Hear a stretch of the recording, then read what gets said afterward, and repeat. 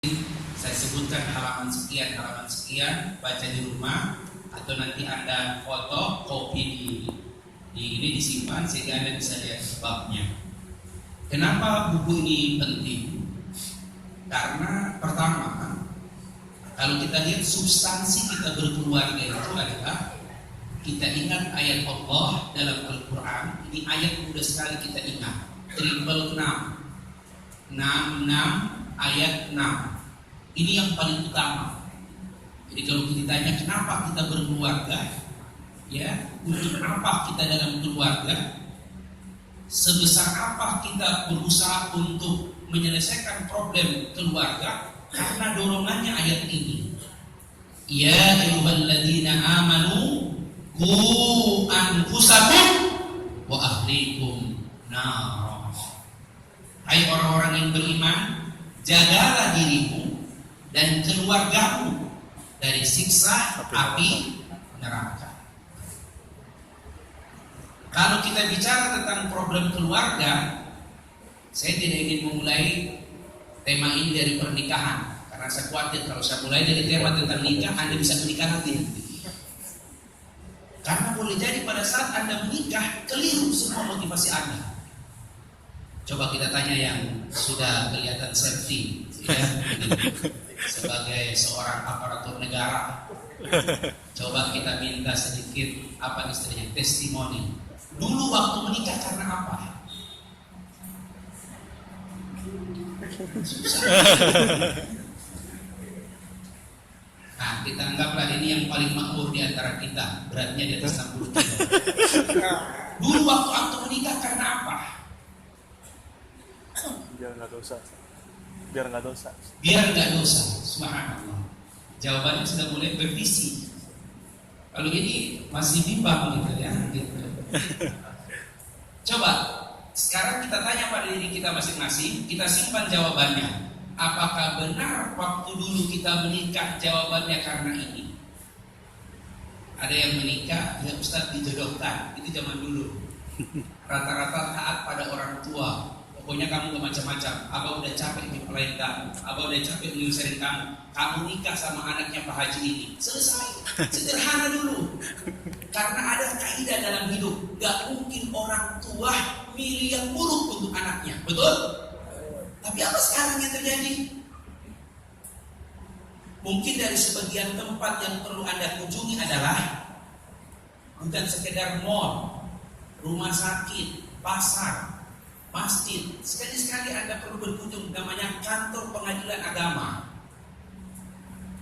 Ada 3 kantor paling ramai sekarang. Pertama BPJS, nomor 1 ini. Gak usah ini deh. Nomor 2 Dukcapil. Itu yang namanya perubahan KTP segala macam itu ramai. Dan yang ketiga adalah pengadilan agama. Gak pernah Anda datang di kantor pengadilan agama sepi. Dan jangan pernah kalau Anda ingin mengajukan masalah keluarga di pengadilan agama, sehari langsung terdaftar, belum tentu. Ngantrinya minta ampun. Saya ambil contoh di kota saya, di kota Bogor, penduduknya 1 juta. Bulan Juni 2015, angka perceraian pada tingkat 911 orang. Berarti dalam sebulan lebih dari 100 orang yang cerai.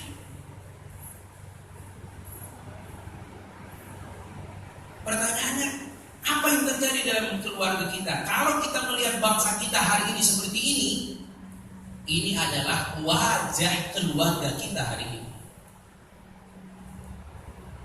Bapak-bapak, mari, saya sebenarnya tidak ingin mengulangi, tapi coba kita lihat dulu apa kata Nabi tentang pernikahan. Nabi menyebut pernikahan itu dengan istilah yang sangat luar biasa. Nabi mengatakan an-nikahu nisfuddin. Nikah itu adalah separuh agama. Artinya kalau Anda selama ini sudah sholat, zakat, puasa, apalagi umroh, haji, taat, jadi anak baik, jadi pria yang baik, mampu menjaga diri, ketika menikah, sempurna agama Anda. Maka dalam keterangan beberapa hadis tentang keutamaan misalnya orang yang menikah, kita menemukan 2 rakaat orang yang sudah menikah lebih baik daripada 70 rakaat bujang. Dicariin.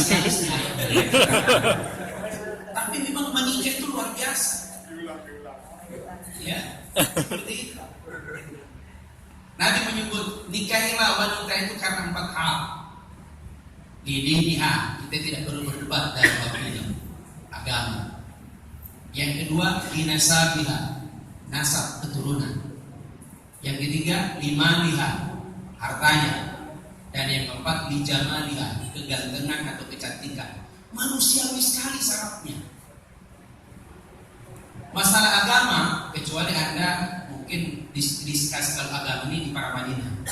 Karena di Paramadina itu ada sebuah divisi khusus yang khusus menikahkan orang beda agama. Di Jakarta ini cuma ada di Paramadina.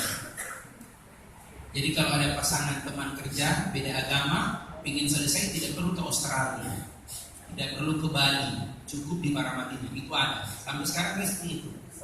Dukcapil juga mengakuinya. Catatan sipil ya. Tapi di nasab ini kita kadang mengartikan bapaknya kiai, bukan. Bapaknya jenderal, bukan. Sebelum jenderal ya. Yang disebut dengan nasab. Nah ini saya beritahukan Anda yang punya anak, hati-hati. Jangan sampai Anda berbesan dengan atau mengangkat mantu yang nasabnya gak jelas. Anda perlu minta akte kelahiran anak itu. Dan Anda perlu mendapatkan buku nikah orang tuanya. Kalau orang tuanya menikah tahun 90 bulan Juni 90, anaknya lahir Desember 90, ya, itu berarti dia nggak berhak menikahkan putrinya. Kenapa? Bukan nasabnya. Kalau begitu gimana Ustaz? Paling aman, jangan cari anak sulung. Itu yang pertama. Aman kan? Ya. Secepat-cepatnya kasus kelahiran itu apa namanya? Yang lebih cepat melahirkan apa namanya? Prematur. Itu 7 bulan menurut medis. Gak mungkin 6 bulan. Kecuali kasuistik paling itu. Ya, jadi perlu nasab itu perlu. Makanya KUA yang berpegang teguh pada fikih, dia pasti akan menanyakan ini. Mohon maaf Pak, bisa lihat buku nikah Bapak, ya, fotokopinya. Lihat akte nikah, dilihat. Maka dengan cara perlahan dia memberitahukan kepada orang tua perempuan. Mohon maaf Pak, kalau berdasarkan ini saya tidak minta kejujuran Bapak. Tapi kalau lihat dari tanggal pernikahan Bapak dan tanggal kelahiran putri Bapak, rasa-rasanya Bapak tidak berhak menikahkan putri Bapak. Kenapa? Anak ini tidak masuk nasab. Karena dia lahir di luar pernikahan. Kenapa? Karena dia sudah ada sebelum Bapak dan Ibu menikah. Biasanya kalau kita menyampaikan dengan baik, dia mengerti. Solusinya apa? Wali hakim. Tidak ada perbedaan pendapat. Seperti itu. Jadi nasab saja sudah luar biasa kita. Seperti itu. Belum yang lain. Jadi sekali lagi betapa bahwa pernikahan itu sampai dalam istilah Quran itu disebut dengan mitsaqul ghalidh. Jadi akadnya itu adalah akad kehormatan. Kalau kita beli barang, beli dengan harga 7 juta dapat handphone merek tertentu 8 juta, itu namanya akdun tamlik, akad kepemilikan. Kita berikan di mereka duit, kita ambil jadi milik kita.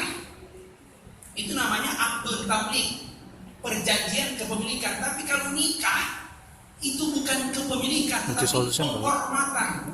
Seorang wanita yang kita nikahi itu sama dengan penghormatan pada laki-laki itu dan penghormatan pada wanita itu. Itulah sebabnya dalam Islam pernikahan itu bukan kepemilikan, jadi tetap ada pintu yang namanya talak atau perceraian.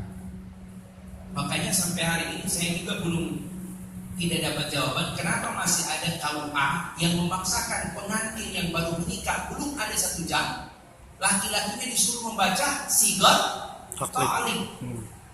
Saya suami Fulan bin Fulan apabila tidak memberi nafkah kepada istri saya 3 bulan berturut-turut, ya, maka jatuhlah talak 1 pada istri saya. Bayangkan kalau yang hadir di situ ada yang bilang amin, kemudian diterima oleh Allah. Makanya kalau Anda menikahkan putri Anda bisikin sedikit kepada kau tolong 3 kali itu urusan mereka berdua karena mereka berdua sudah menikah. Jangan dibacakan di depan orang banyak. Karena semua orang yang ada di situ semangatnya mendoakan, termasuk itu yang dia doakan. Seperti itu. Terus Ustaz, gimana ini kita sudah terlanjur menikah Ustaz?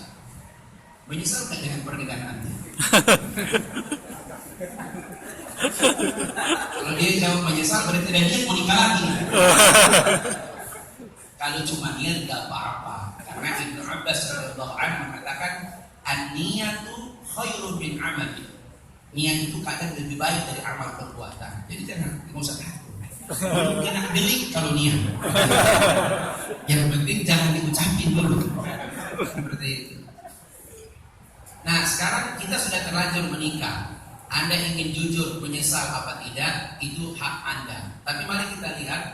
Saya ingin memberikan sedikit beberapa acuan yang disampaikan oleh Dr. Abdullah Nasirwan. Ya, jadi beliau menuliskan di sini ada beberapa poin. Ya, ada beberapa poin yang sering kemudian ketika ada masalah keluarga, maka yang pertama sekali korban itu adalah anak-anak. Ini yang harus kita ingat. Setiap kali kita ego, setiap kali istri kita ego, yang korban adalah anak-anak. Hari ini kalau ada di antara jamaah yang tidak pernah terdengar teriakan di rumah Anda, saya beri handphone saya, walaupun handphone itu tua. Ini Samsung Note 3, Note 3. Di dalamnya ada hadis lengkap, di dalamnya ada bab, dan di dalamnya ada materi ini. Cuma saya tidak mau menampilkan di sini karena kalau di masjid tidak enak. Banyak musiknya, banyak gambar-gambarnya. Sebagian ulama menunjukkan materi yang ditampilkan dalam bentuk infokus. Kalau banyak gambar-gambar, musik dan sebagainya, apalagi ada aurat, jangan ditampilkan di masjid. Karena di masjid itu dimakruhkan ada musik-musik. Jadi tolong disampaikan kepada pemateri. Kalaupun menyampaikan materi, ya poin-poinnya aja. Karena kadang-kadang kan infokus itu ada ilustrasi kan. Kadang-kadang gambarnya diambil gambar orang barat. Kemudian musiknya musik-musik yang diharamkan dibunyikan dalam masjid. Kalau cuma poin-poin 1, 2, 3 tidak ada masalah. Ya, jadi mohon maaf. Coba Anda, saya jujur ini, saya kasih handphone ini. Angkat tangan Anda dengan jujur kalau Anda berbohong dosa Anda sebanyak orang yang di sini dan malaikat yang ada di sini. Siapa yang di rumah tidak pernah ada teriakan di rumah Anda?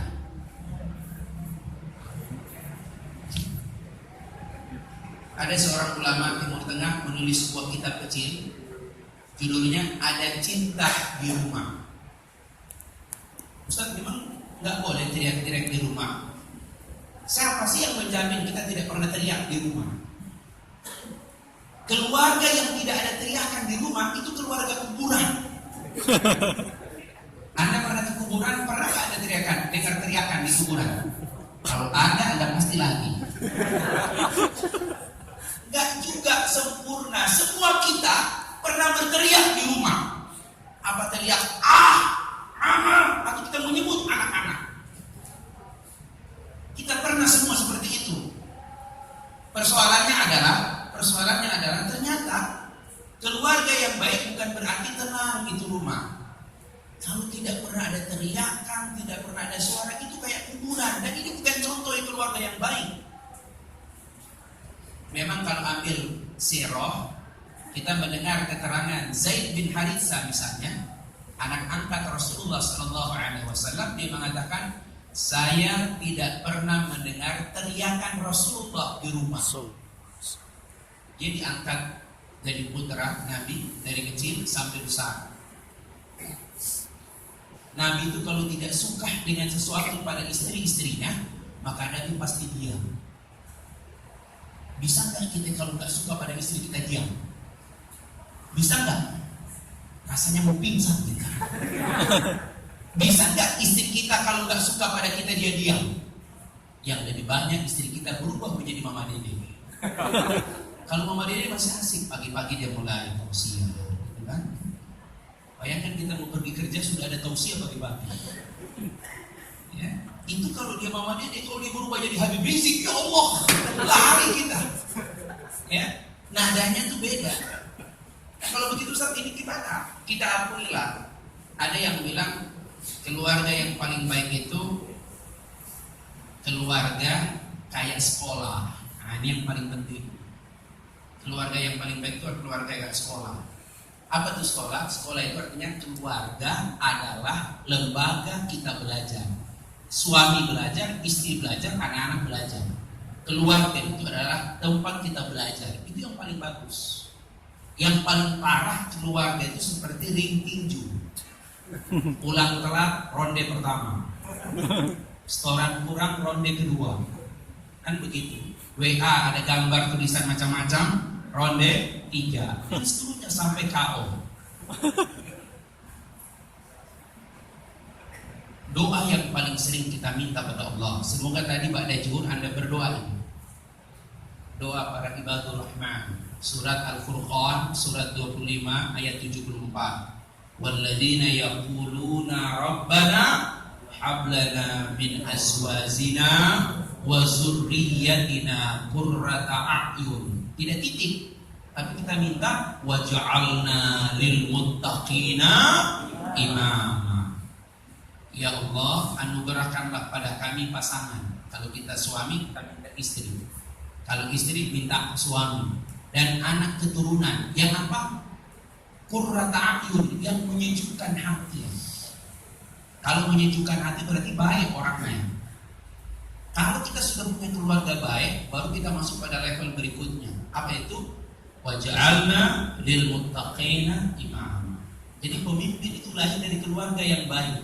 Jadikanlah kami pemimpin bagi orang-orang bertakwa. Hari ini Jakarta musibah besar karena boleh jadi di Jakarta belum sampai pada level ini. Bagaimana bisa memimpin Jakarta ini kalau keluarga masih banyak masalah? Nah, jamaah sekalian, yang paling penting adalah saya ingin menyampaikan minimal Anda pulang dari tempat ini ada 3 hal yang Anda ingat. Ya. Pertama, keluarga itu harus menjadi ajang bagaimana pasangan dan juga anak atau orang tua itu atmosfernya selalu dalam bingkai berterima kasih. Ini keluarga yang paling normal. Suami tahu berterima kasih, istri tahu berterima kasih, anak-anak tahu berterima kasih. Anda ingat nggak doa pada orang tua? Doa pada orang tua itu dibandingkan Allah di surat Al-Isra, surat 17 ayat 24. Wa qur rabbirhamhuma kama rabbayani shaghira. Kita tahu doa ini anak kita yang TK aja hafal. Kenapa doa ini? Coba lihat, doa ini ada unsur mengingat jasa orang tua. Apa itu? Rabbighfirli wa liwalidayya. Kenapa kita harus minta ampun? Ampunilah aku dan kedua orang tua. Kenapa kedua orang tua harus selalu kita minta ampun? Karena di ujungnya kita ingat ada jasa mereka berdua. Kama rabbayani. Karena mereka dari kecil telah mengasihi kita. Berarti ada unsur apa itu?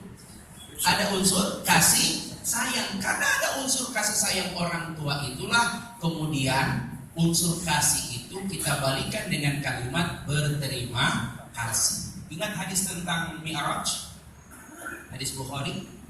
Apa kata Rasulullah? Ra'aitu aksaru sukan min ahli nar al-mar'ah. Aku telah melihat kebanyakan isi penghuni neraka itu adalah wanita.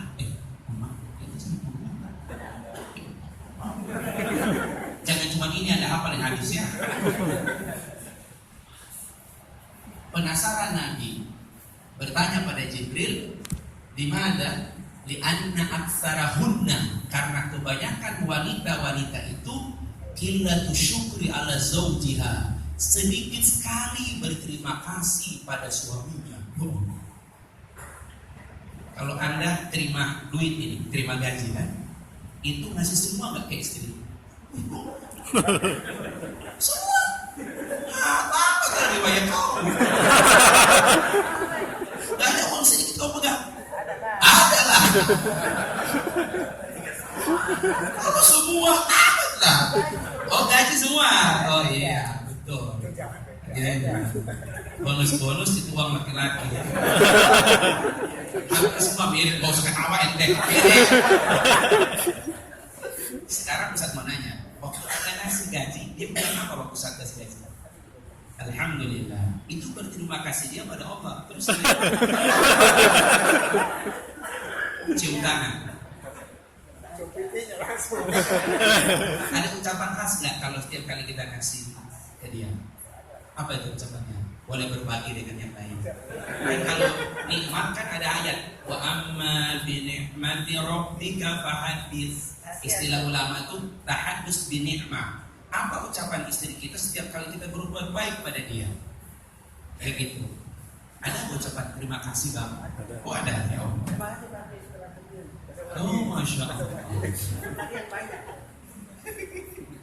Saya pernah nanya pada ibu, pernah nggak ibu ngajakin terima kasih? Buat apa Ustaz? Ustaz, yang ada aja untuk menutupin bulan kemarin belum sampai.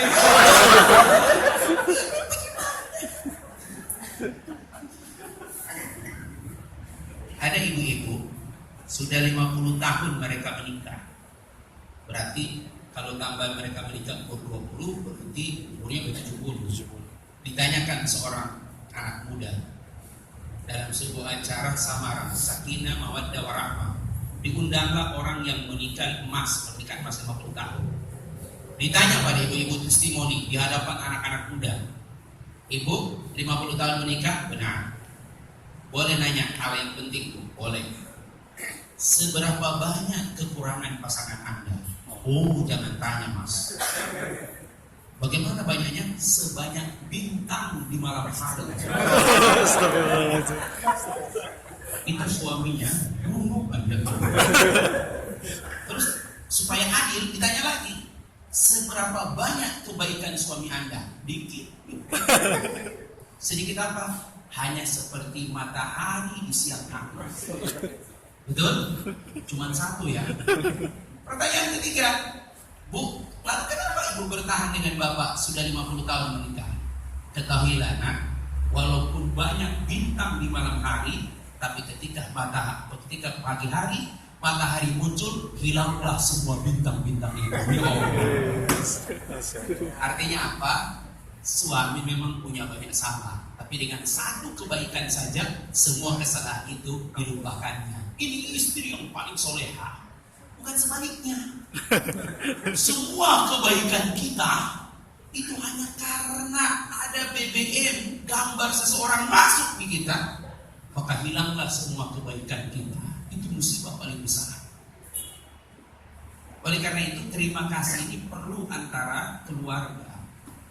Jangan pernah anak menerima sesuatu yang kita berikan, makan, kecuali dia mengucapkan alhamdulillah dan dia mengucapkan kalimat terima kasih ayah. Terima kasih. Kalau kita roba bahasa terima kasih ini mungkin kita bukan orang Arab, tapi kita tahu bahasa terima kasih Arab. Apa namanya? Syukur. Kalau dalam pembahasan jazakallah khairan itu luar biasa makna jazakallah, semoga Allah membalas khairan, lebih baik dari apa yang kamu berbuat. Itu luar biasa pahalanya. Kita bukan orang Inggris, tapi minimal kita tahu lah bahasa Inggris terima kasih apa? Thank you. Thanks. Ya, kita bukan orang Mandarin, tapi kita tahu lah bahwa bahasa Mandarin terima kasih. Shishif.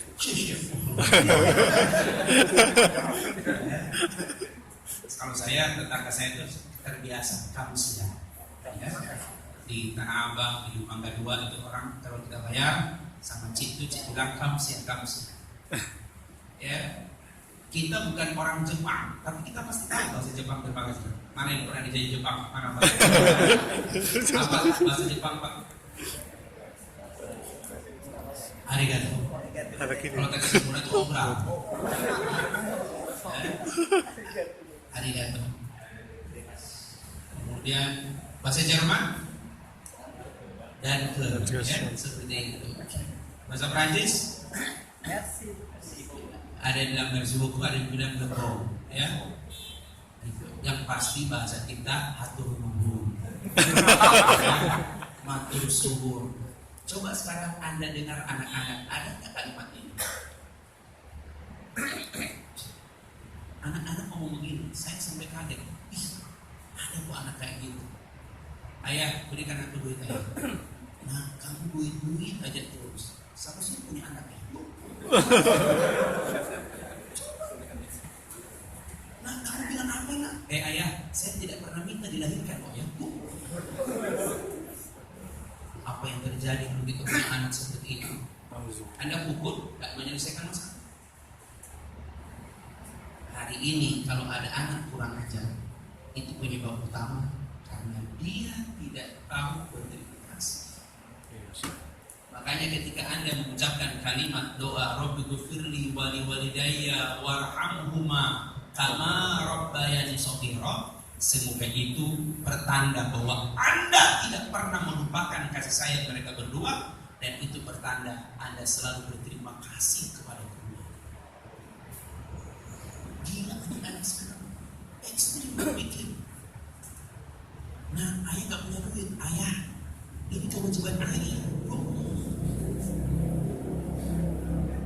Dengan gadget, anak tahu apa kewajiban orang tua. Dia searching kewajiban orang tua. Dia dapat 99, ayo.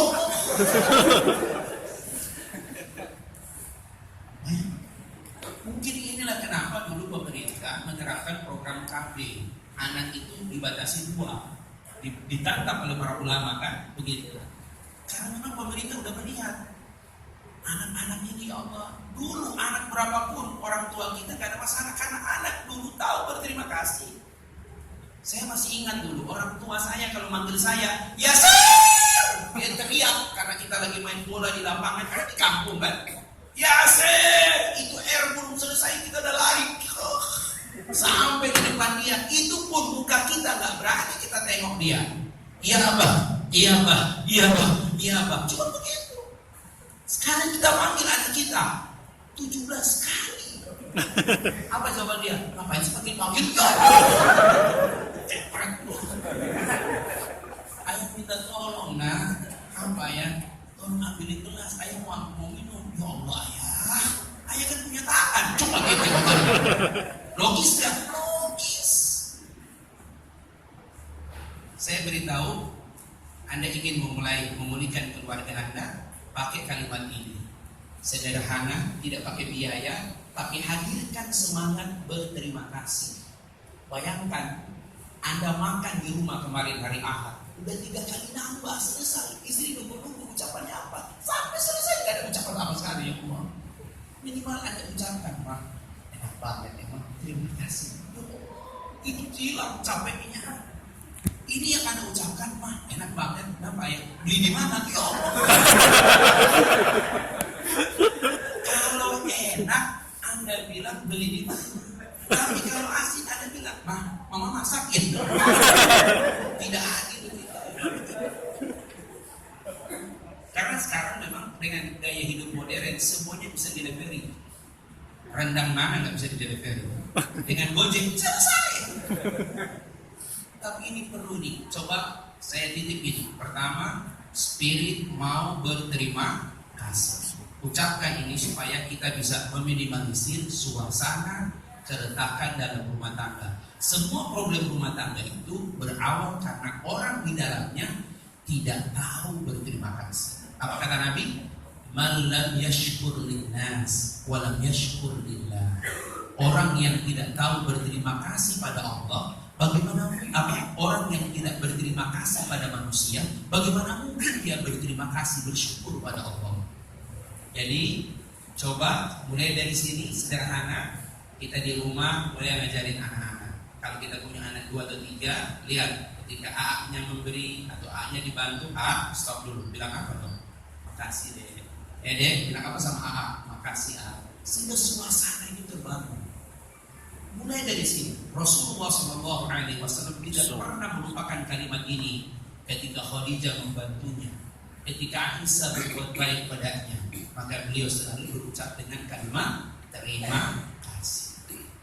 Ya, Ustaz, bagaimana kita bisa berkata terima kasih itu Ustaz? Dengan waktu yang sudah panjang-panjang, dulu deh. Kadang-kadang istri bilang, ada apa ini? Ada kalimat orang Betawi, tumben belum terima kasih. Baru kemarin ada pengajian di masjid. Istri bilang, alhamdulillah kalau sudah sadar. Gak apa-apa, enggak. Berintrospeksi diri tidak jadi hina. Memperbaiki diri tidak jadi hina. Mengaku salah tidak jadi hina. Gak apa-apa kita mulai sekarang.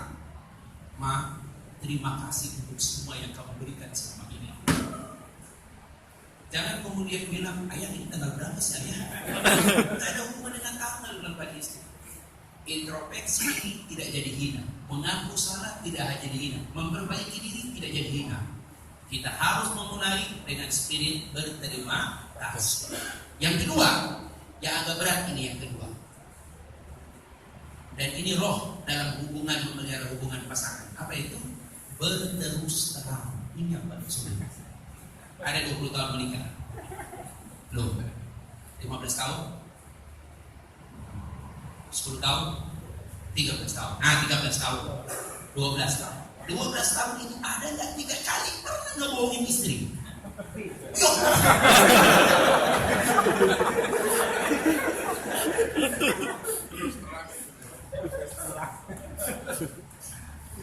Memang agak sulit sih ya.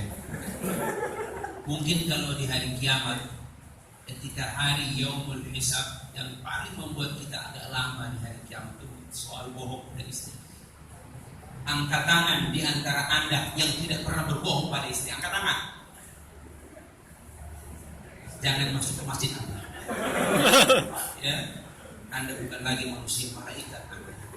Bagaimana mungkin kita tidak bisa berbohong pada istri? Imam Nawawi sendiri dalam Syarah Al-Masyhur menyebutkan 3 perkara kebohongan dalam Islam. Pertama, menyelamatkan orang yang terancam dibunuh. Ada orang lari, dikejar oleh seseorang memegang, menghunus pedang. Mas, lihat orang itu di situ. Langsung dibakar, ada dosa. Dia bilang, saya nggak lihat. Ada berbohong kan? Sono terus. Seperti itu.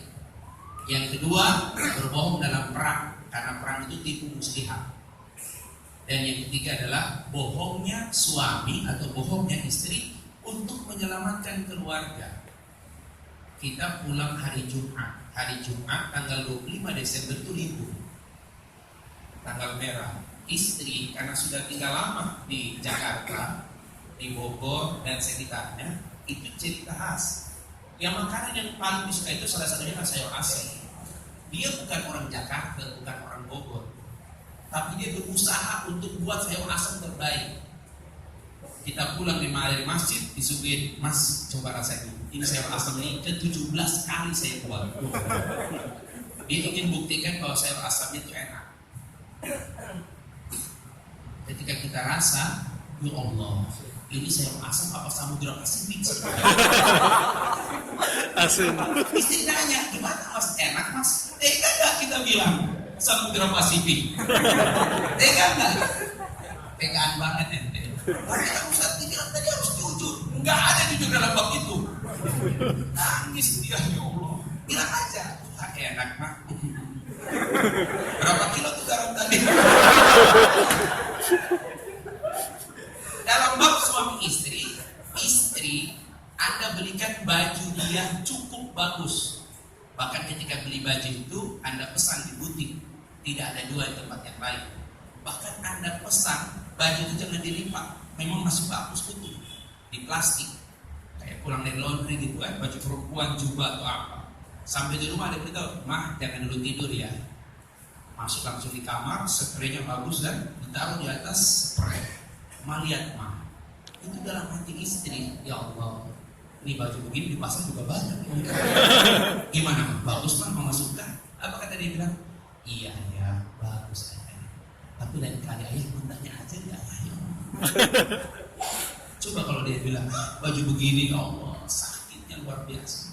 Makanya dalam bab-bab tertentu kadang-kadang kejujuran itu dalam bab tertentu di keluarga itu dalam tanda petik dalam rangka menjaga perasaannya kita jaga dengan baik.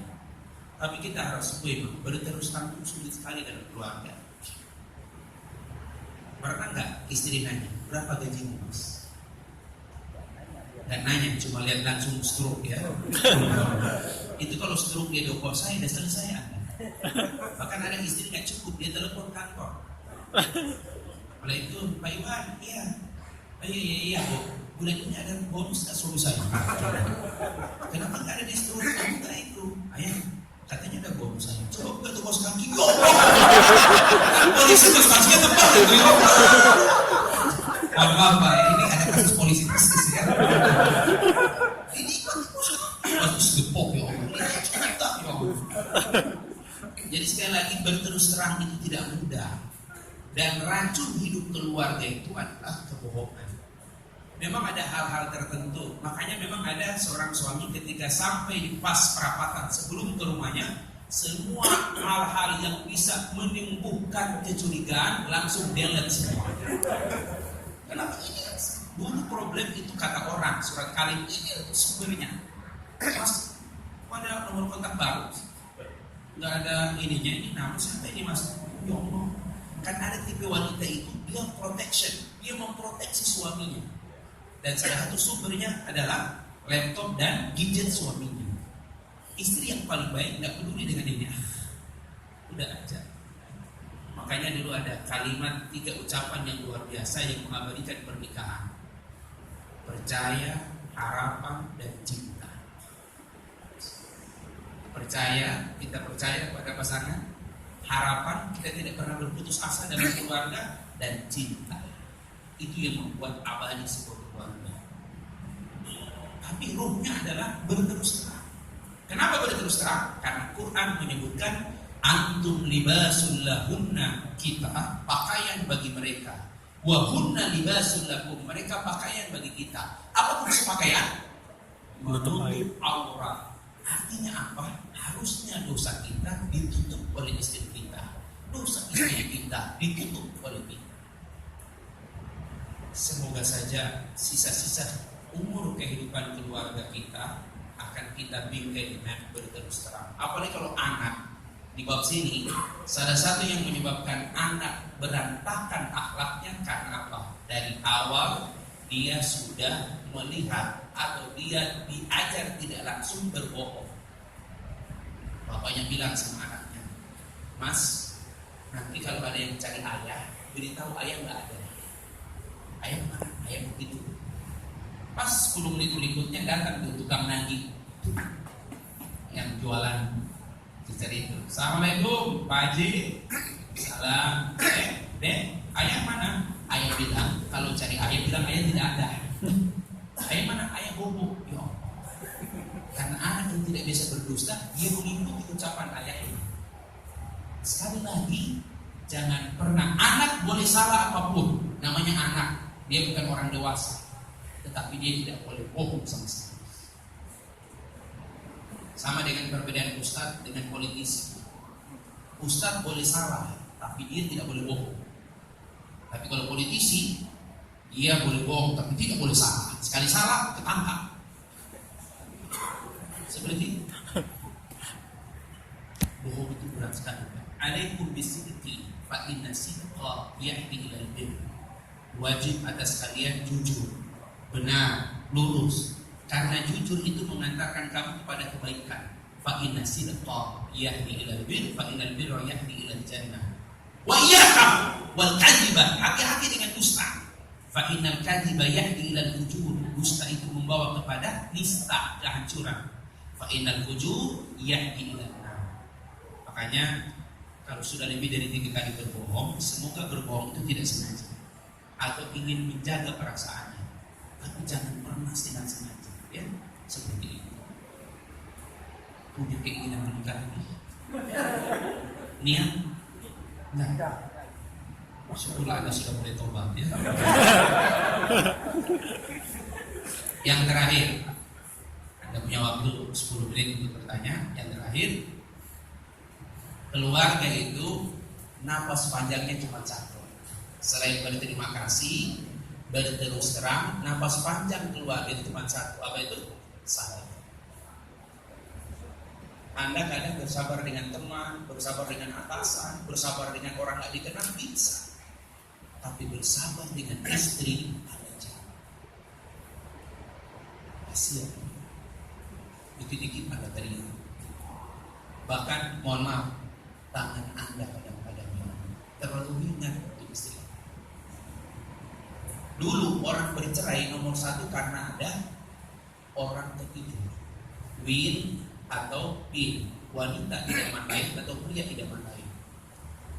Ekonomi, tapi sekarang perceraian nomor satu bukan karena win and pin atau ekonomi, tapi KDRT, kekerasan dalam rumah. Wanita itu rata-rata yang menggugat cerai itu karena apa? Kalau cuma kurang seorang dia bersabar dengan kita. Tapi kalau sudah kita memukul dia, yang pasti kemudian, kenapa dia bilang saya 20 tahun lebih hidup dengan orang tua nggak pernah mukul saya. Nanti hidup dengan laki-laki udah. Cuma memang wanita juga sadar. Kita ingat di antara 3 wanita yang dijamin masuk surga itu adalah salah satunya Imra'at Fir'aun, istri Fir'aun. Itu luar biasa kezaliman Fir'aun pada Aisyah. Tapi Aisyah tidak pernah meninggalkan rumah Fir'aun. Bayangkan wanita sekarang dari sedikit pulang ke rumah orang tua. Makanya kalau Anda tinggal di tetangga berisiko begitu. Ya. Makanya hati-hati Mbak. Ini tangan ini hati-hati. Kalau pernah menampar istri banyak istighfar. Menjambak rambutnya ya banyak istighfar. Atau mungkin menyakiti istri dengan apa? Anda pernah membelai rambut yang lain. Ya. Anda pernah mencolek wanita yang lain. Itu juga menyakiti istri. Dan semuanya dalam tangan itu. Ingat ayat 65 di surat Yasin. Pada hari kiamat Anda tidak berkutik karena mulut Anda dikunci oleh Allah. Terus gimana Ustaz yang menjawab pertanyaan Allah? Waktu kan dimunaidihim, yang akan bicara tangan. Nah, yang paling utama apa yang Anda lakukan dengan tangan. Tangan 2 maknanya. Selain makna tangan dalam arti fungsi fisik, tangan dalam makna as-sultan, kekuasaan, akses. Suami punya kekuasaan pada istri dan anak.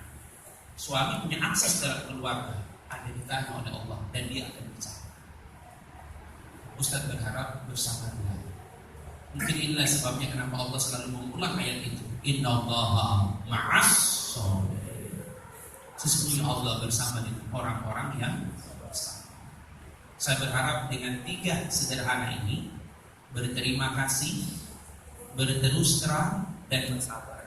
Mudah-mudahan Anda bisa mengembalikan spirit keluarga. Minimal kalaupun tidak bahagia yang sempurna, minimal Anda tetap percaya pada dia tetap percaya pada kita, dan kita bisa membesarkan anak-anak dalam koridor kesolehan dan ketaatan pada Allah Subhanahu wa taala.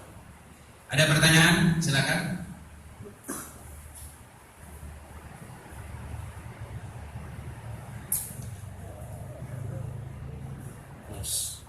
Kalau agak pribadi silakan lewat WA Ustaz boleh 0812, providernya jelas Telkomsel 0812, ujung berikutnya 8279 8279 201 0812 8279 201. Jadi providernya Simpati, ujungnya 8279 201. Memang kadang materi begini nggak enak namanya, ya seperti itu. Intinya kalau Anda punya istri yang sampai hari ini ia bersabar dengan diri Anda tahu dia bagikan bidadari di surga. Banyak sekali perubahan masalah dalam keluarga ketika istri tidak bersabar dengan suami. Makanya di antara kriteria wanita solehah itu adalah istri yang qanaah. Berapapun pemberian dari suaminya dia terima. Tiap bulan cuma 3-40 juta dia qanaah. Kira-kira qanaah enggak istri kita kalau tiap bulan 3-40 juta?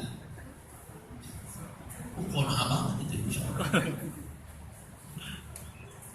Tapi saya banyak menjumpai wanita-wanita yang luar biasa. Ustaz, saya tidak pernah lihat struk gaji suami saya.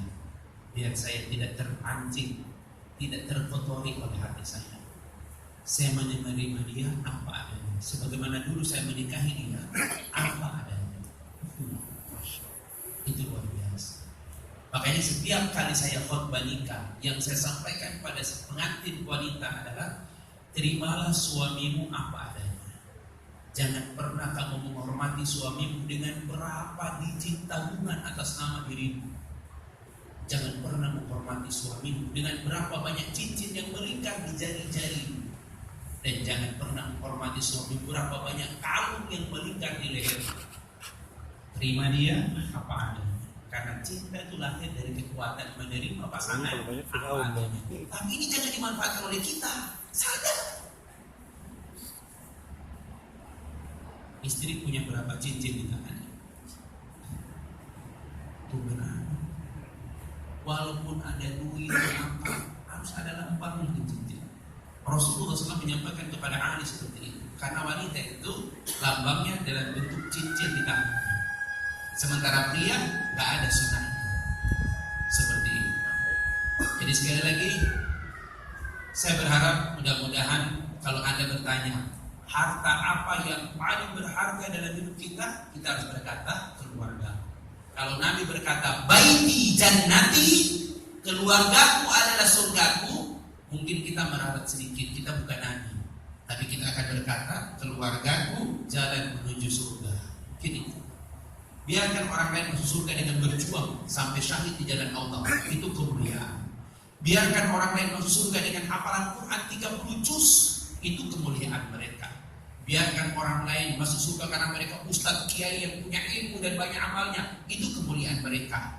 Tapi kita akan berkata, saya akan masuk surga lewat keluarga. Sama-sama kita berkata, saya akan masuk surga lewat keluarga. Sehingga Anda berani berkata, rumah tanggaku jalan menuju surga. Jadi ketika Anda selain melihat anak Anda, ini jalan menuju surga. Ketika Anda melihat istri Anda, ini jalan menuju surga. Jadi tidak terlihat beban pada mereka. Karena semua beban, kesulitan dan sebagainya, ingat di balik itu adalah jalan menuju surga.